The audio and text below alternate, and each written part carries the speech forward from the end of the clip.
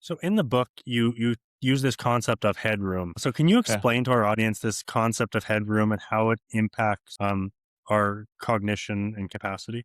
Yeah. So I put together this idea of headroom to just give one overarching concept of what it is that we're trying to build and maintain. Because if you talk about cognitive function, there's a whole bunch of cognitive functions. If you talk about dementia risk, like that's kind of like a thing that happens in the future. So like what is like one simple concept that we can understand that we can try and work on and build and rely on over time. So this is the idea of headroom. Um, the the description of headroom I actually took from um, a former economics professor called Art Devaney, where he was talking about physiologic headroom, which is this like just this idea of like what are you total what's your total capability, like what are you capable of, like your maximum capabilities. And so I kind of related this specifically to the brain. So the idea of headroom is what like it's the difference between what you need for your brain to function on a day-to-day basis versus like what you're truly capable of. Like when you're like really focused in or you're really learning a skill or you're doing some complex task or something like that. The bigger that difference, the more buffer you have in the system, essentially. So if you do start to lose some function, which we all will with age, like you can't prevent aging entirely, you still have plenty of function left over. And we also know that there are certain scenarios where we tend to lose a bit of function when we're sleep deprived, when we're stressed, and or when we're sick. And so if we have more buffer in the system, we're more likely to be able to perform, even if the scenario or situation isn't perfect. So three things go into my idea of headroom.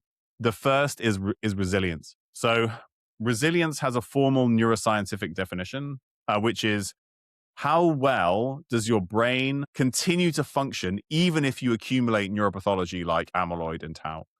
Resilience as an idea was developed because there are some people whose brains look like they should have Alzheimer's disease, but actually they function just perfectly normally. Um, and so things that influence resilience include physical activity. So we know that people who do more exercise during life are more resilient to the effects of pathology on their brains, and they're less likely to experience cognitive decline if they do have some pathology. So that's like one potential influencer. How much physical activity is sufficient in order to get this reasonable amount of headroom? Yeah. So essentially, for most people, more is more, but the benefits start at very low levels. So if you only walk, if you only take 2,000 steps a day, and you increase that by 1,000 steps to 3,000 steps a day, your risk of dementia decreases 7 to 8%. And then that increases for every 1,000 steps a day you add up to about 8,000. We also see significant reductions in dementia risk if we regularly lift weights once or twice a week. Significantly reduces risk, and that's probably enough for most people.